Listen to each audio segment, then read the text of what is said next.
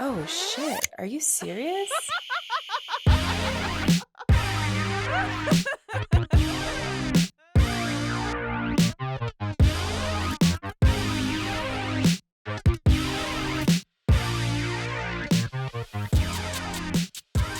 Welcome, Alyse.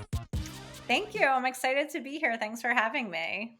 Absolutely. I think we're going to have a really fun discussion today. So, tell my listeners who you are, a little bit about your background, what all you do. Just give us all of the tea into who you are. Yeah, so my name is Alyse Bacine. I'm a spiritual mentor and breathwork practitioner. So the work that I do, there's a lot of components to it. Yeah. I have a background as a school counselor. So I was a mental health professional for 10 years. I have a master's degree in counseling psychology. I also have been teaching and practicing breathwork longer than that. I started Wow. training in breathwork in my very early 20s. I actually started when I was 19. So I have a really extensive background in breath work. It's been a huge part of my life for over half my life now. So It's it's amazing. something that is really just a deep part of what I do. All of my programs have a breathwork component to them. But as I kind of evolved and from all the experience I have with trauma, I kind of realized that my expertise was helping people move through trauma and helping them do it quickly. And then also just Mm. realizing that at every at every stage of growth, there is some kind of trauma or limiting belief that we come up against. So most of my work is rooted in healing those things and pinpointing Mhm. those things. So I have a variation of the ways that I work with people, a bunch of different group and private offerings, but most of it is rooted in trauma. A lot of it now is focused on business and helping women grow their businesses and Mhm. clearing the trauma that comes up as they do that. So that's basically the short version of what I do. Oh, I love that because there's literally a pot of gold where I'm like, we could take this so many directions. But I am interested in this because I'm not very familiar with breath work. And I love that you mentioned it's something that I'm sure has helped you because you have been doing it for so long and introduced in your own practice. So, can you explain what it is and what the purpose of it is? Yeah, sure. So there's many different types of breath work, and obviously different breathing practices are good for different things. The breath work that I teach that I've been trained in is called conscious connected breathing. So it's a very simple, very gentle breath work practice that just consists of a circular breath in and out through the mouth. And the point is just to get energy moving in the body. Mm. So the way that I like to describe it and how I see it is there's two things essentially that are happening when we're using the breath. One is that we basically are thrusting ourselves into the present moment because if you think Mhm. about it, you can't take a breath in the past and you can't take a breath in the future. So when you're Mm. focusing on your breath, you have to be in the present moment, and the present moment is the quantum field where infinite possibilities exist. So, when you're connected to this field of infinite possibility regularly, all of a sudden, infinite possibilities become available Mm. to you. So, people will tend to have these openings, these perspective shifts, and start to realize more and more of who and what they actually are. So, there's that aspect to it. And then the other piece of it is when we breathe, we're moving energy, right? And the Mhm. reason why that's so important is because we're human beings that have emotions. So much of the way we Mhm. experience the world is through our emotions. And we have never really been taught traditionally at all how to handle or manage our emotions. All we've really been taught is to suppress them because Yeah. they're inconvenient. Yep. And uncomfortable. So a lot of people are walking around with a ton of suppressed emotional energy that just needs to be felt and released. And then that can show up in the form of anxiety, depression, physical Mhm. ailments, so many different things. So when we use the breath, we're actually giving this suppressed emotional energy a chance to move and be released from the body. And then on a deeper level, what's happening is we kind of go into this altered state during the breath work and we have access to the subconscious mind. And in the subconscious mind, that's where all of our limiting beliefs are, all of Right. the decisions we made about the world when we were younger based on what we saw that we don't even realize we're projecting onto our reality. And when we use the breath, we gain access to the subconscious mind. And all of a sudden, you start to have awarenesses and understandings about beliefs or decisions that you have about the world that Mm, you can then choose out of. So there's a right. lot of different things happening during the breath, but it's such a powerful tool for momentum. And you'll most likely notice when you start doing it that you'll just feel a ton of momentum in your life where you might have otherwise felt stuck previously. Oh, I love that. It is essentially a form of meditation, right? Would you describe it as that? It's similar to meditation, but I feel like it's much more active and it's much more Mm, about like moving energy versus like creating stillness, if that makes sense. I see. Almost imagining and moving the energy through your body as you're taking the breaths and like clearing your mind and accessing and tapping into those parts of your mind that you're wanting to either deal with or, like you said, decision make, right? Yes, absolutely. I really think that's super powerful. And I like how you mentioned earlier, just almost this infinite possibilities, right? And I felt that so much in 2021. I went through a series of panic attacks, and it was a really stressful time. And I had never dealt with panic disorder. I had dealt with anxiety, but I had never manifested anxiety physically in my body so intensely before. And I've talked about it on my podcast. And looking back, I can see how I was so stuck either on past decisions, past things, or like future anxieties, like what if this happens, or this worry, or that worry. And I'm a mom and a business owner, right? And once I was finally able to get the panic under control, I remember I didn't use breath work, but I could see how if I would have implemented that stillness where it's like stillness, but moving that energy and clearing my mind, I could have had the space to deal with other things than be so focused on past and present, either triggers or traumas or stressors. Yes, absolutely. Because it does like the reason why we have anxiety is because there's so much energy that's there that just needs to be Mm, processed. So yeah. if you give yourself the space to do that, it can really shift like almost instantaneously. For sure. And I love that breath work, you can do it anywhere. It's not something you have to spend money on. I mean, of course, if you want training or invest in like a coach, but it's not something you have to go somewhere to do. Like you can do it in the sauna, at the gym, in your house, in your car. I love that aspect. So I think it's such a great tool that we can just keep and utilize and teach our kids and our loved ones as well. Yes, absolutely. And you can do it anywhere. I mean, obviously, if you want to go deeper with it, it's nice to get support, but it is something For that you sure. can do on your own if you just need to change your energy quickly. It's a great tool for that. Okay, so let's break some more of that down. So what are some other tools? Let's say we're kind of in this starter phase, right? Like let's say I'm a woman who is wanting to maybe tap in more into my mental health. I'm wanting to start maybe tackling some anxieties or start working on traumas. What are some like almost entry level tools and resources I could start diving into before I kind of go all in with either investing or really intense forms of healing and therapy? What do you think? Yeah, so I mean, I love creating tools for people and it's a huge part of my work. I use a combination of breath work, obviously, Mhm. energy work and journaling. And Oh, love I that. think those are a really good place to start. I actually like if you sign up for my email list, you'll get a little toolkit sent to you with a breath Oh, work session, a meditation, and journaling that kind of all goes together. So I think those three are just a great place to start if you want to just start seeing what's going to work for you because also everyone's different and I think everyone needs different things at different points on their journey. So it's mhm. good to just like try stuff out and also just like trust what you're drawn to too. If you Mm. feel like if you hear me talking about breath work and it's kind of like ringing a bell for Exciting. you, then trust that and go towards that and see how that lands for you. But it's just really important, I think, on this personal growth path to trust your intuition because it will guide Yes. you to what you're meant to do. And everyone, like I said, everyone needs different things. So I think that those three things are a great place to start. And I think journaling is really important too because it gives you the space to process your feelings in a way that you just wouldn't normally. And Mhm. that in itself can give you a ton of insight into what's really going on for you and stuff you might not even have realized was in your consciousness.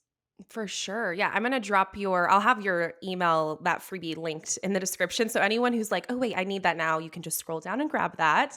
Perfect. But I definitely think that it's really, really important to consider, like you said, that not everyone's journey is the same. And also I feel like we have seasons, right, where maybe, hey, I just need some minimal tools to kind of keep things maintained. And then there are seasons where either we do dive in deeper into past traumas, or we do have a trauma occur in our life where it is, hey, like I need to invest in someone, or I need to spend more time in these resources or, healing methods. So, what do you think, Alyse, is your feedback for someone who, like, what's the sign when you're kind of like someone's ready to really dive into trauma, whether it's something that happened long time in their childhood, whether it's, family trauma? What are the signs that you would usually recommend? Well, it's different for everyone because it kind of depends like where you're at and what you want to do. Like for Hmm. example, like I work with a lot of women who are at different stages of their business, whether they're just Hmm. starting a business or they're growing a business.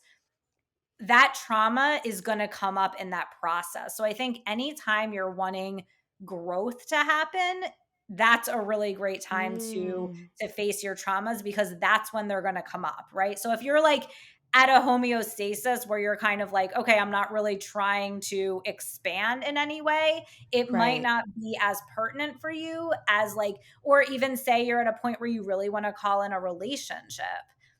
That would be a great Mm. point to look at your trauma and look at your patterns because if you don't, you're most likely going to call in someone that's going to reflect those things back to you or is going to play out those patterns with you or is going to represent, your father that like emotionally abandoned you or whatever it Absolutely. is. So anytime you're wanting to create something new or expand into a new level, is just a natural time that you would want to look at that stuff because what I Yeah. always say is like the two kind of go together. Like whatever growth you're wanting to create, like the trauma is going to come right along with it.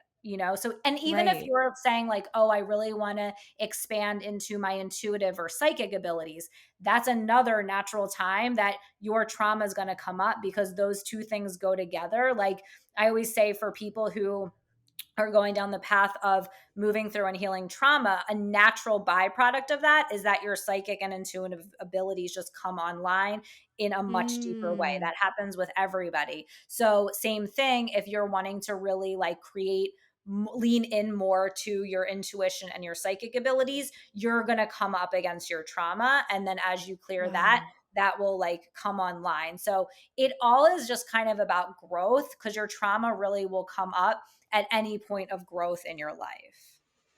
That is really clarifying. And that actually makes so much sense to me because, just like from my perspective, I know that I've always had, like, any time I have a major level up in my life, there's always a lot of tension following it. And that makes so much sense now. Kind of like, Yeah. hey, if I'm able to see, okay, if I'm going to be doing leveling up or growing or seeking that at some point this year, I also need to be thinking about what is my emotional bandwidth? How am I managing that stuff? And almost like preparing for it instead Mhm. of, kind of setting ourselves up for failure. It's where we're, going through all this excitement and growth, and then we're burnt out, and then we're trying to face trauma and stress, and we don't have the emotional capability to deal with it. And I've seen that in my own life, almost like when people say, after every good thing, there's always something bad. Well, I could see that almost being the storyline of like, well, it's not something bad. It's just anxiety or depression or all of that is because we have stuff we haven't dealt with. So I can completely see how those are linear.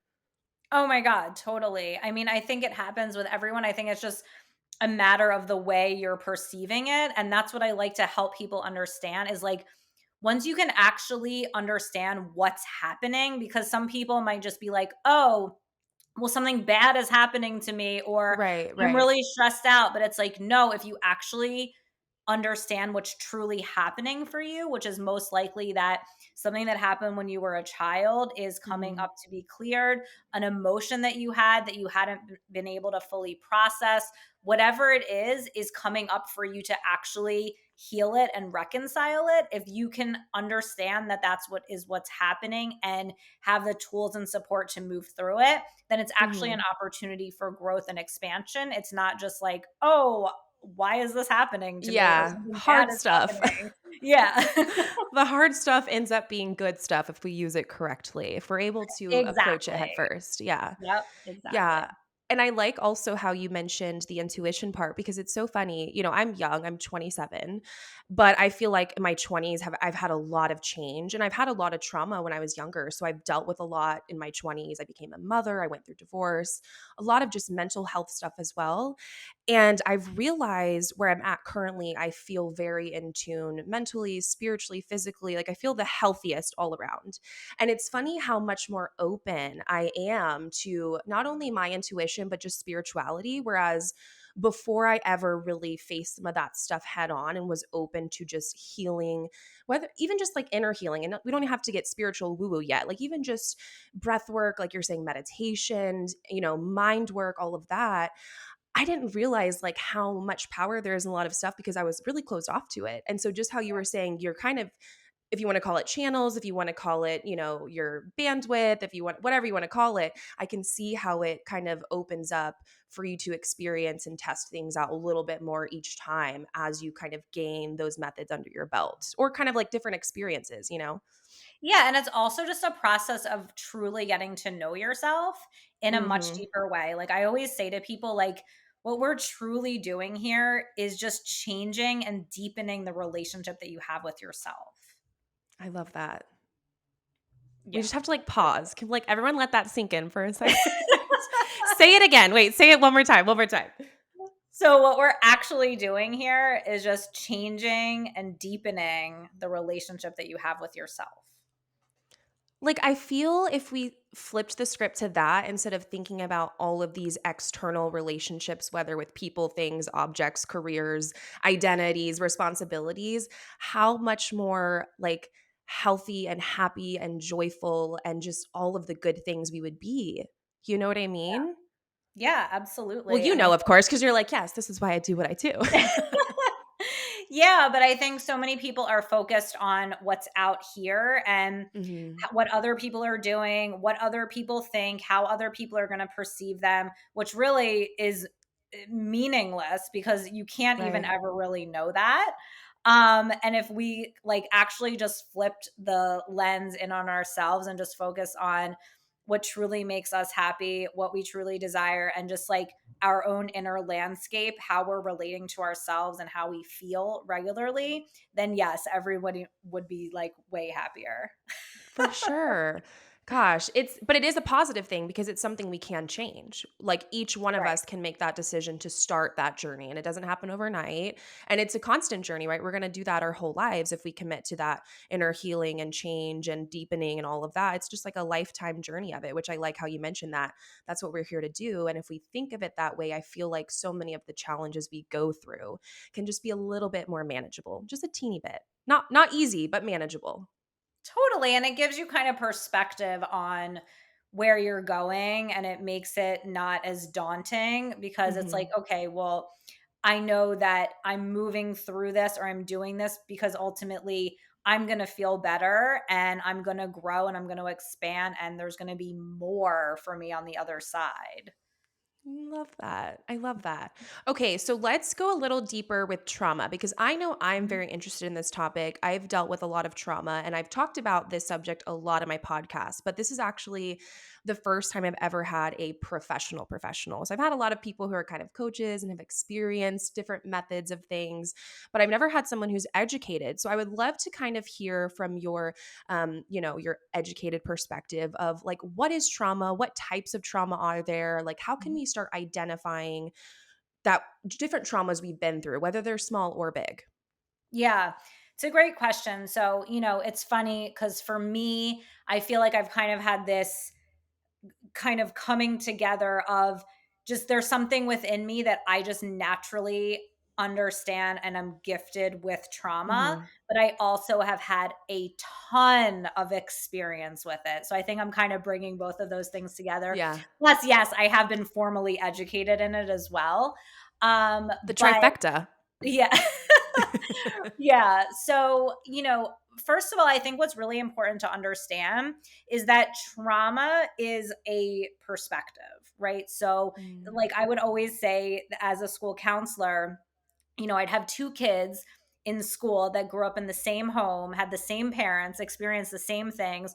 One is presenting as incredibly traumatized, the other one is presenting as pretty much unaffected, right? So, Right. meaning one kid perceived what was going on in their home Mm. one way and one kid perceived it differently. And not to say it didn't affect both of them, but it affected them differently, right? So it's really Right. important to understand that trauma is a matter of perspective and it's a matter of how a child or a human internalized and experienced a certain situation. But what I like to say about trauma is usually as a child, trauma is a situation or circumstance that was overwhelming to our senses that we did not know how Mm. to process. So it was something that happened that was too much emotionally, energetically, spiritually, Mhm. mentally for us to fully process. So we kind of just experienced it, but there's a part of it that we just kind of locked away because we Right. didn't know what to do with it. And we kind of compartmentalized it because it was too much for us. And that could be anything. And then there's also like ongoing trauma, right? So just like these Mm. mini traumas that were ongoing that we experienced over and over again in the home, whether it was like, just aggressive mannerisms or Mm. violent ways of speaking to each other or harsh judgment and criticism or I see. constantly like making you feel less than or watching two people having interactions that were Right. rude or hurtful or violent in nature, right? So, and all of these things over time create, what I call trauma. So that would be, childhood trauma and kind of the trauma with like the lowercase t.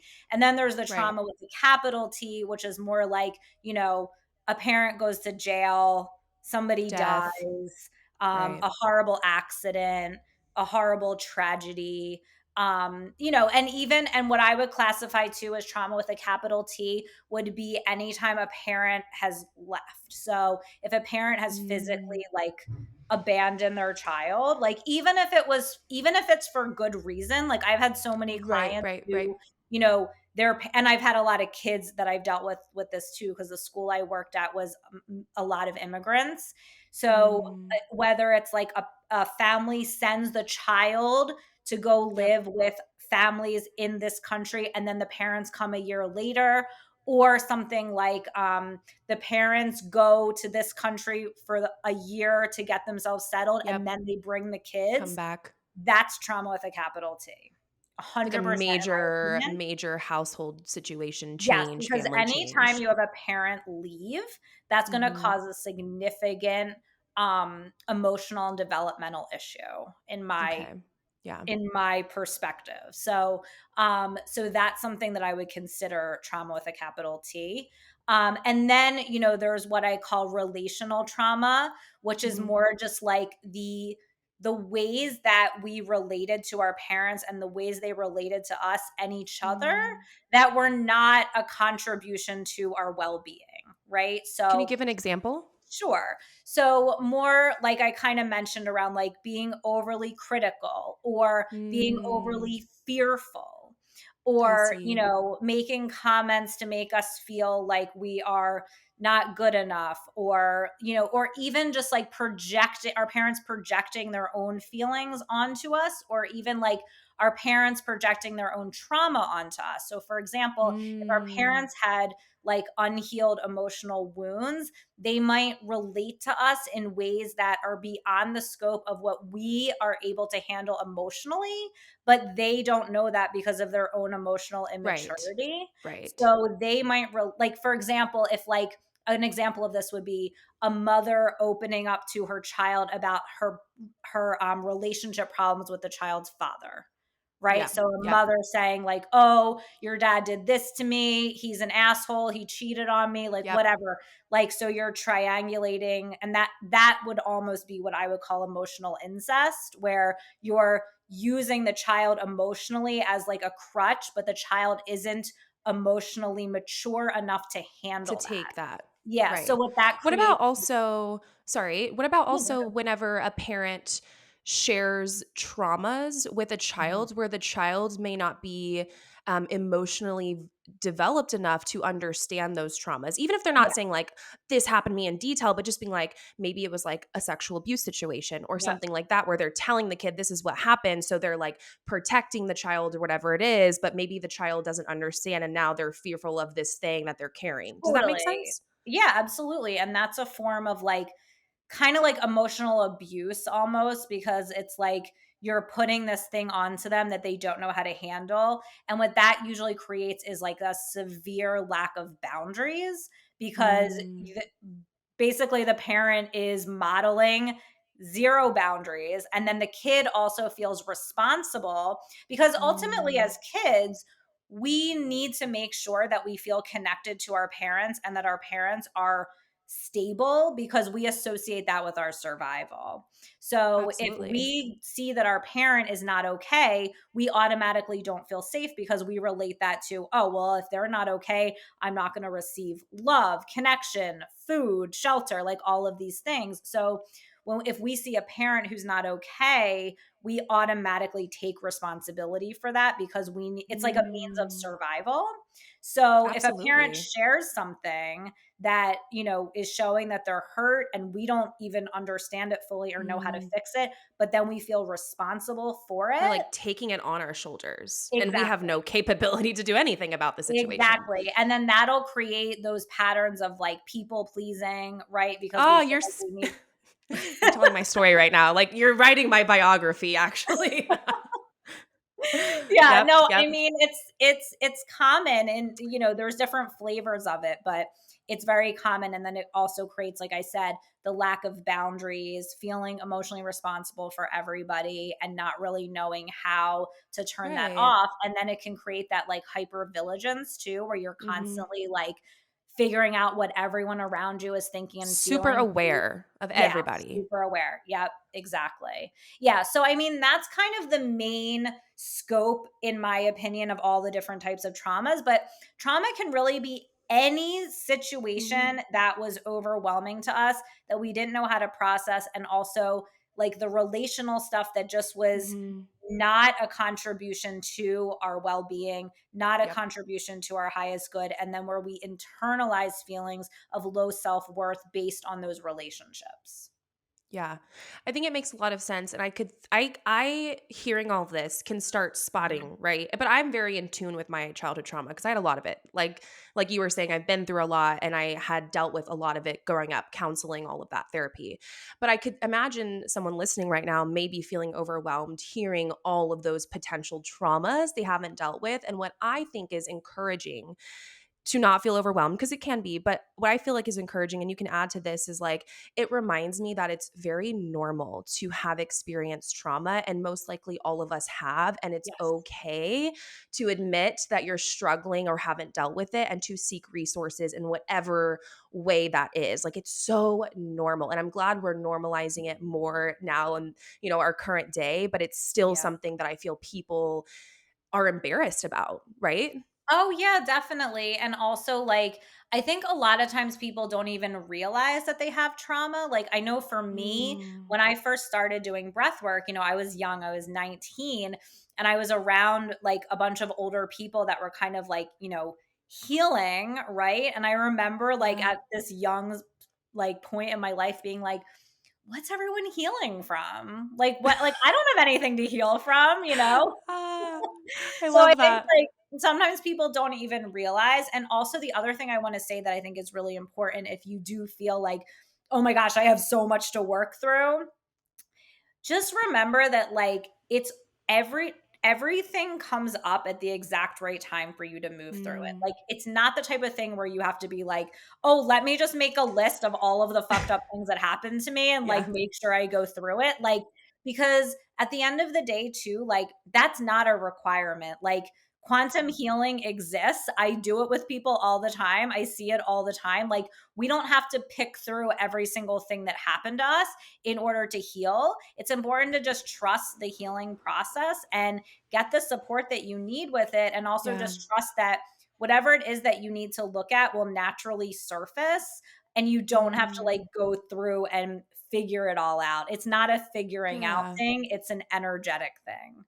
Yeah, I think that's really helpful for people to who maybe are considering some forms of therapy, even if it's just talk therapy, because it Yeah. can feel very daunting. And I've talked to friends and loved ones who've never done it. And they're like, if I say, hey, you should try it out or whatever, like I would love to, if you want me to help you find one. And they'll be like, so what do I do? Just like bring a list of all the fucked up shit. And I'm like, no, you just talk and whatever comes up, if you want to go down that road, you go down it. If you say, I don't Yeah. want to go down that, they respect that. And that's okay. And I think it's helpful to also remember, though, to trust when professionals are challenging us to tackle something that they're identifying, that we're too hesitant. Because I think that is important. Like, yes, we want to trust our intuition. And like you said, what's meant to come up will. But I also do value having that guidance from people who are experts who can say, hey, there is a red flag here. There is this thing. Do we want to dive into it? And I'm here to support you because it might be hard, you know? Yeah, absolutely, and that's why you work with someone, like, when it Yes. comes to, like, dealing with your deeper traumas, like, you don't that's not something you wanna do on your own, because first of all, Right. like, it's hard for us to even see certain things. So it's really important that you got support, and that person is going to be able to see things for you that you can't see on your own. Yep. So maybe they will like gently point you in the direction of like, listen, this is what I think is happening right now. This is Mm, probably what you want to look at, not in a way where it's going to make you completely like lose it, but just in a way of like, right. Right. no, like here's what's actually happening, here's what I'm seeing, and now like you can reflect on that. Right. Right. Like, here's our options and routes we can go down. Yeah, yeah, and here's what I'm seeing, like Yeah. that's what I'll say to people all the time, like, and sometimes with people, like, I know it's going to make them uncomfortable, but at the same time, like, that's why they're paying me. Like, I'm not here to like coddle you, I'm here to like Yes. tell you what I Yes. see. I think that's really important to remember. Like, therapy is not a sometimes it can be very, like refreshing and kind of getting something off, whether it's counseling or therapy or, any form of therapy. But a lot of times, you walk away with like tension and work to do and uncomfortability that you have to get through. But like we said earlier, if we don't work through that, how can we possibly change and grow or be better Exactly. humans? You have to. Like the road to growth is discomfort. Like you have to walk Mm. through the discomfort in order to get to the other side. If that discomfort wasn't there, you'd already be on the other side. I love that. Oh, good. I have so many little sound clips from this episode. We're just going to like bite them all out. Okay, for our last bit of time, I want to ask a little bit more about you specifically because you've kind of given us some little tidbits into, your past and kind of how you came to this role, but you mentioned your title was spiritual mentor. So can you kind of tell us what led you to that? Like what different things brought you to this and have you always kind of had an inclination towards mental health or spirituality? Yeah, definitely. I always have. Oh, I've always just been able to see things within people and understand people on a very deep level, and like Mhm. see energy, and most specifically like understand people's feelings Mhm. most of the time better than they do. So that's always kind of been something that I've been really good at. But like I said, I discovered breath work when I was 19, and I just kind of like went down this personal growth and spiritual path. So that's been something that has been with me. I mean, I'm 41 now, so for over half of my life. And then, you know, I guess I've just always been able to tune into like higher consciousness. Like, I don't know how else to Mm. describe it. Yeah. And, more recently, I realized like, oh, I'm able to tune into the Akashic records, and I have a ton of like guides that I tune into. So I just have been able to access higher wisdom very easily. Like when people come to Mhm. me with things, I'm able to see the highest level of what's going on and share it with them so Mm. that they can get a perspective shift. So I think that's just something that I've always been able to do and I've always been able to see, and like I always knew that I was seeing things differently than Yeah. most people, and I was always able to kind of share this higher wisdom that I didn't really even know where it was Yeah. coming from. But now I'm much more like own it, whereas like before it just kind of I didn't know what I was doing or where it was coming from. So I definitely think I have a ton of, just connections to the higher realms where I'm just able to draw on things and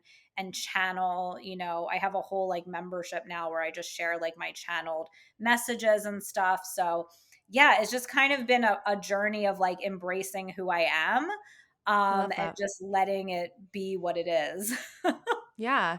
I'm interested to hear whenever because you say you've always kind of felt that you had this wisdom and advice. Like when you were younger, did people often come to you like ask for advice or just emotional support? Was that kind of a role you played in your childhood as well? Yeah, definitely. I mean, I think I always kind of had that, you know, thing where people would come to me and ask me for advice, or I just knew that I could see what was truly going on in a situation. Mm, Also, though, when I was younger, I was really shy, because I think I was really often overwhelmed by all the energy I could feel, that sometimes I interesting. would be more like, I just wouldn't say as Reserved. much. Yeah. And I didn't trust the information that I received as much when I was Mm, younger. So even though I would know a lot of things, I would be like scared to say it. Whereas now I mm. trust my knowing a lot more. But yes, I was always the person that people went to for advice. In fact, like basically up until I started my business, I was always the one that my friends came to for advice. Yeah. Now everyone knows that I get paid for this, so they much Yeah, like yeah, they yeah. only it's only if something's like really bad, or Yeah, yeah.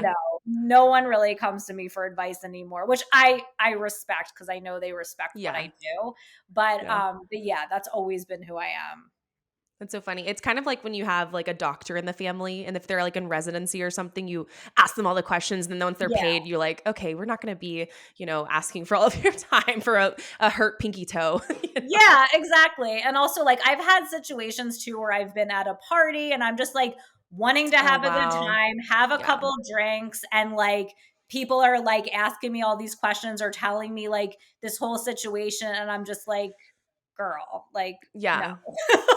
Yeah, no, that would be exhausting. Do you ever feel that because you are so aware and because this is not only something you enjoy, but have also made your career as, do you feel like you ever get almost suppressed or exhausted from other people's traumas? Like, do you ever have to kind of take a step back and, like, just maybe take a break from it? Like, what does that look like for you and your Yeah, own I mean, healing?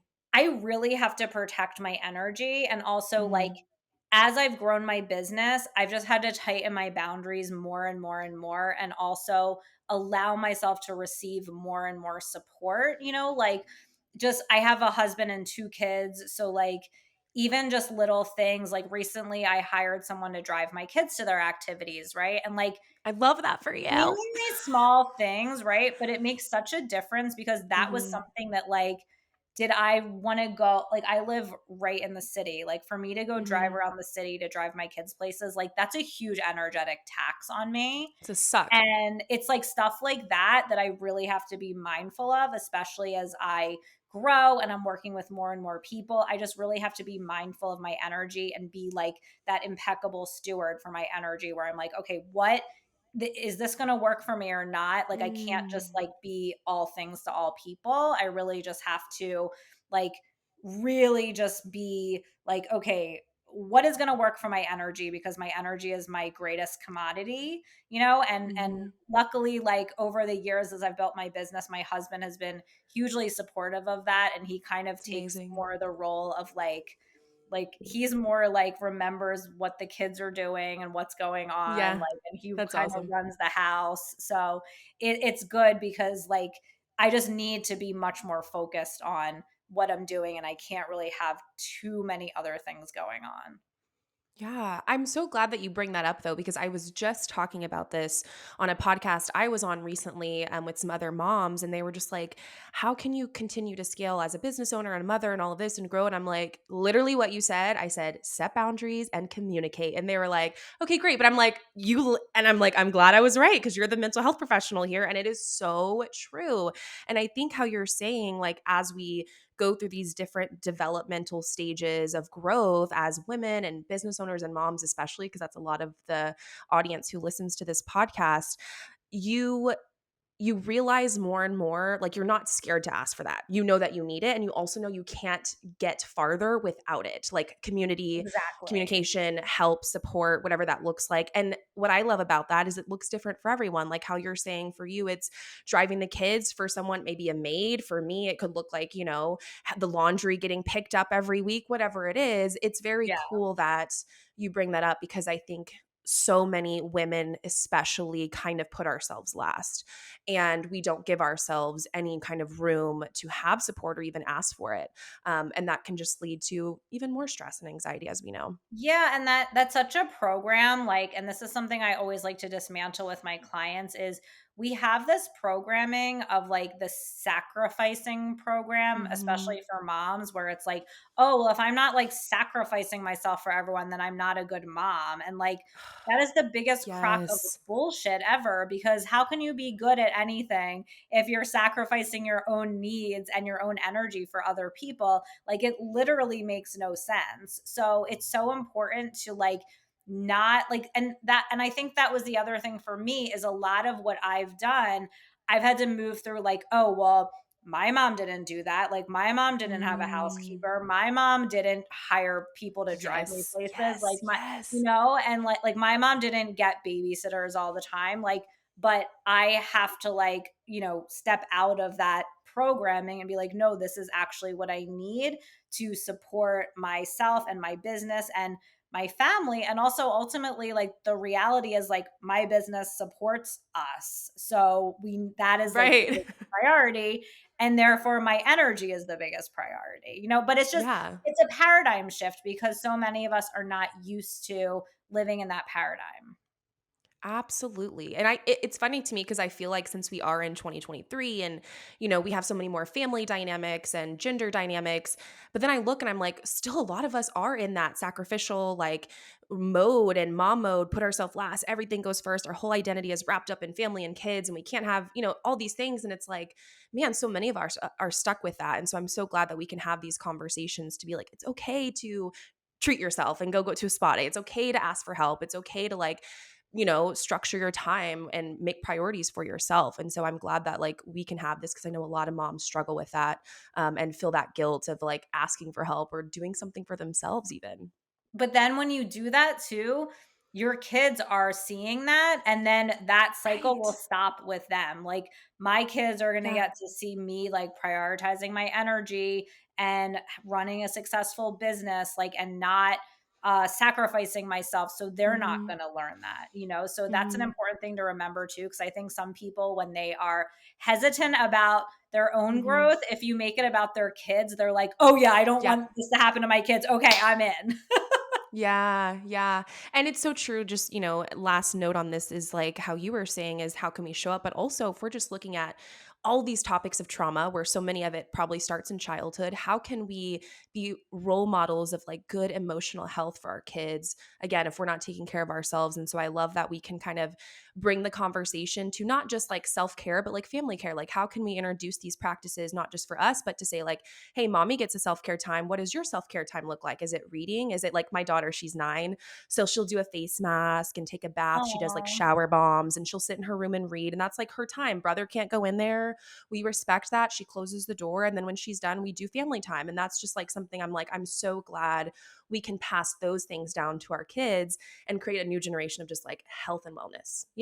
Yeah, absolutely. It's so important to like think about those things intentionally of like what Hmm. energy you actually want to create, because the mom is the one who like sets the energetic tone in the house. Yeah. So we get to like create that, and that's so important. Yeah. And I always say to people too, like, because people are to me are always like, oh my God, am I fucking up my kids? And I'm like, literally, the only thing you have to do is work on yourself and continue to be the best version of you. And that's all your kids need from you. Right, right. So that's the moral of the story today. Work Yes. on ourselves. This has been such a beautiful conversation, though, very, very eye opening, and I hope very helpful for anyone in their path of healing. I need to have you back on too so we can talk all about parenting because I feel like you'll have some Oh great my God, yes. perspectives I love in that talking as about well. parenting. I Good. love You said talking your about kids were like little, right? they're 6.5 and 8.5. Okay. Okay. Yeah. So, but I love talking about, and this is something that I feel so passionately about, and I'm actually going to be talking about this more on my own podcast, is Perfect. the intersection between like the family dynamics in the house and the relational dynamics in the house, and then how we show Mm. up in our business. And there's a huge Ooh. correlation there that's really, really powerful. And if we shift the way that we're showing up in our relationships, it shifts the way that we're showing up in our business. So it's a really powerful conversation and awareness for people to have. So we should definitely talk about Okay. Yes. I'm going to have you back that. on because, as all my listeners know, when this episode comes out, I'll have already kind of been discussing this on the podcast. But when I started this podcast, it was very much about mental health and really sharing experiences, not only as a platform for people to just share, but also to educate.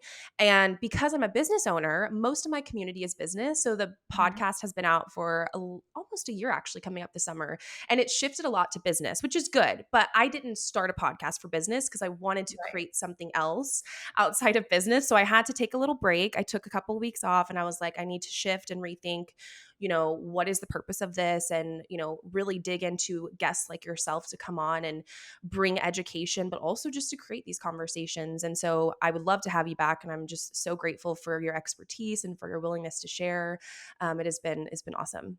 Yeah, thank you so much for having me.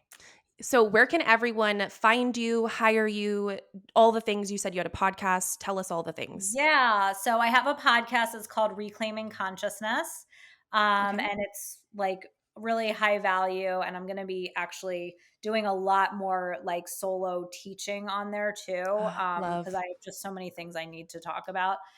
So there you can find me there. Also my website, AlyseBreathes.com.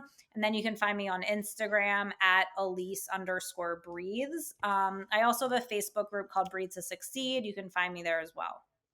Perfect. And then I'm also going to get that freebie link in the description Oh, below yeah. as well so they Love can that. get some of those tools in their hands.